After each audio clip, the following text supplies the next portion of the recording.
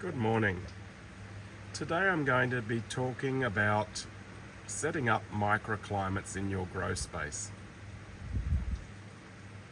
In a general greenhouse, we have a structure,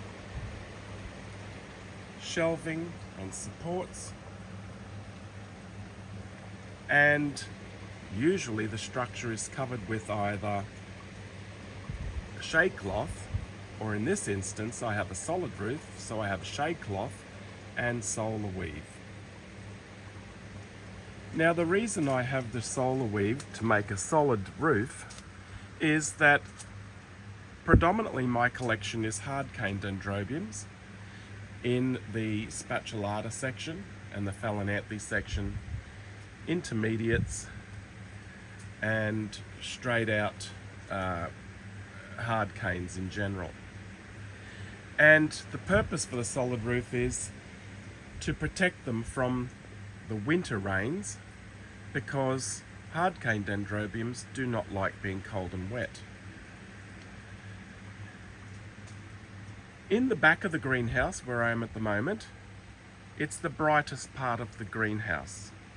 Now today's an overcast day unfortunately, so you can't see the intensity of the light, but on a fine day it is very bright. I have 50% shade cloth, and you'll notice that I hang my dendrobiums, and by hanging them allows them to move with the wind as the wind moves through the greenhouse, and that wind movement rocks the plants gently as they are hung, and this increases the surface area controlling temperature on the leaves. So as we move further into the middle of the greenhouse, you'll notice that the intensity of the plantings is closer, and so you are actually creating a microclimate with the plants themselves.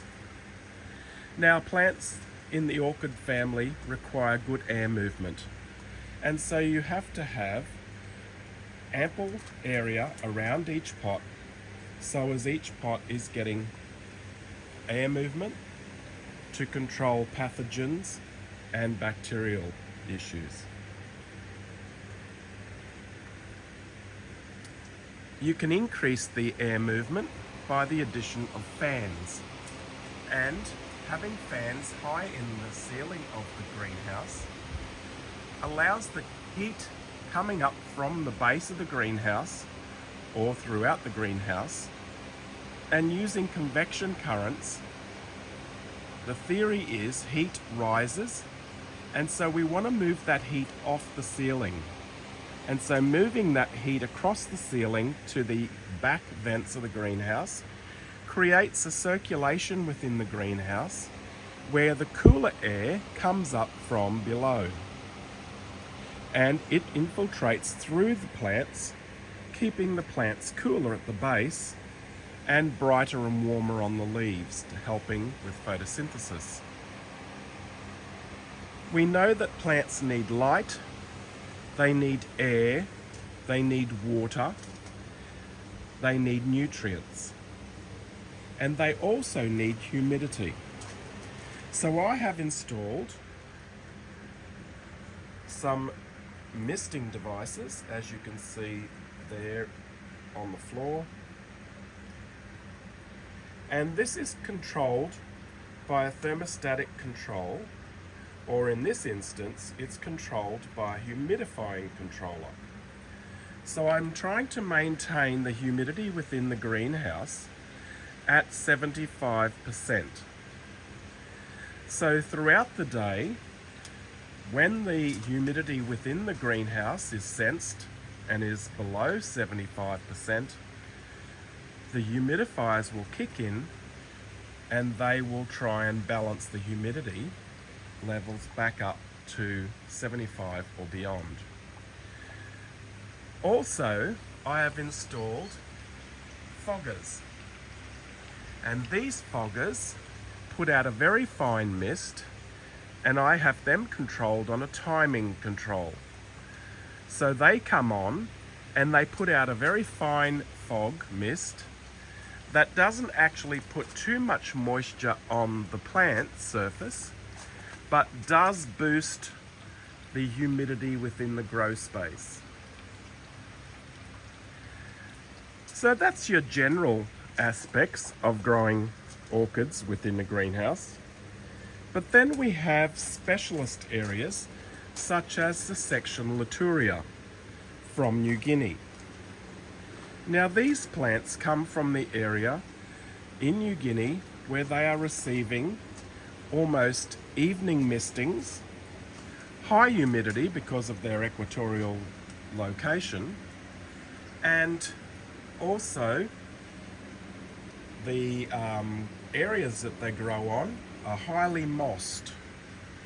And so to increase the humidity and the coolness that comes with this growing region within New Guinea, I have added trays underneath the growing area for these orchids, and I can continually top up these trays with water, and that increases the extra humidity coming up from underneath the plants, keeping the plants moist in the root zone as well as the leaves. Similarly, I spoke to you in the previous clip, with bulbophyllums, you can add extra moisture within the pot by daily waterings. Also having an inverted pot within the tray that the plants are growing in.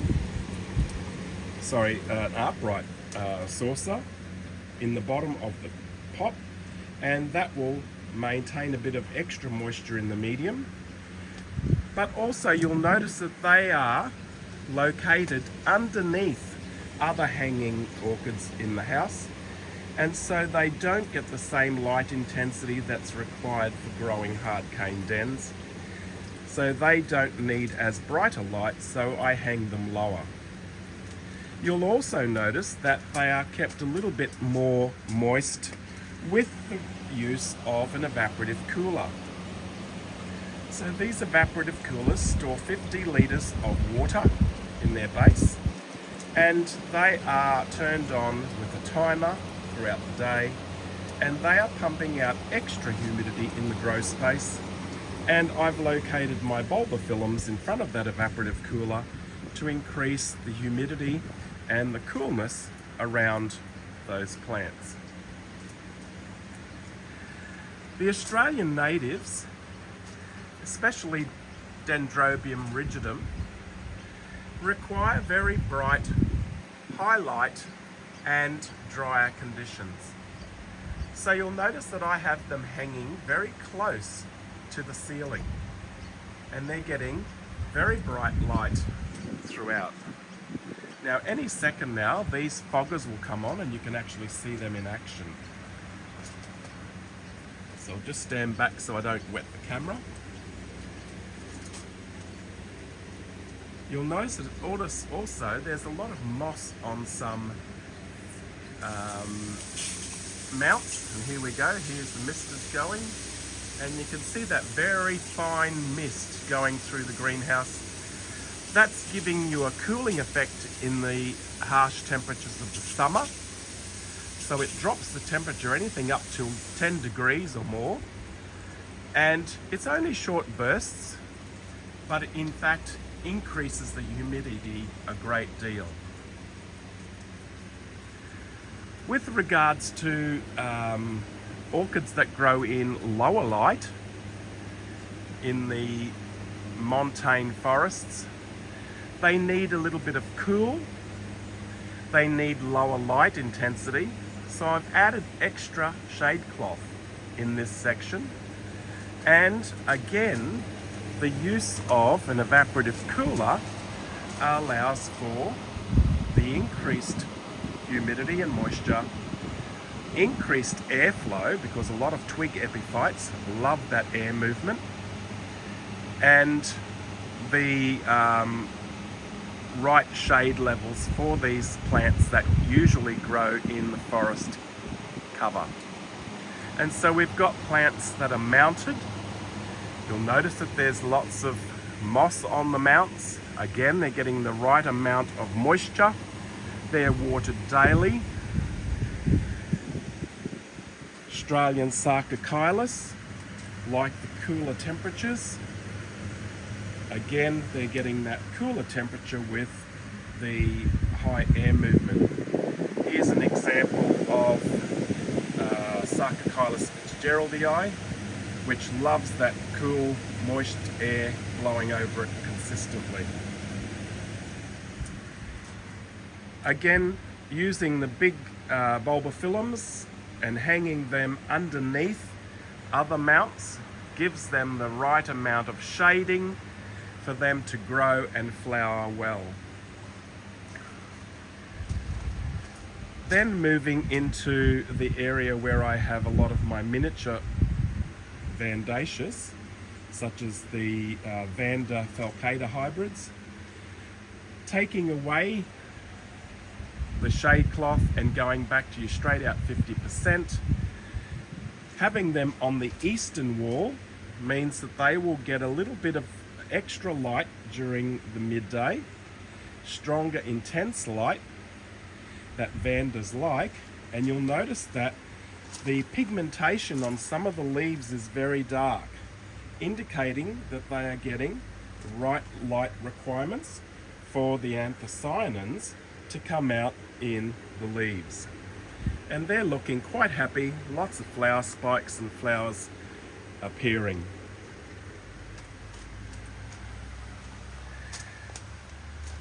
When you have a mixed collection, as I do, you'll have areas underneath your potted areas that are hanging that you can use for genera like Paphiopedilums or Phragmipediums.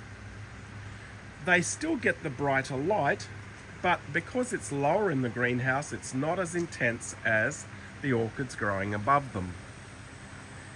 And with Phragmipediums, as we know, they like water, and so sitting them in a tray of water also helps them to keep that cool, wet root zone.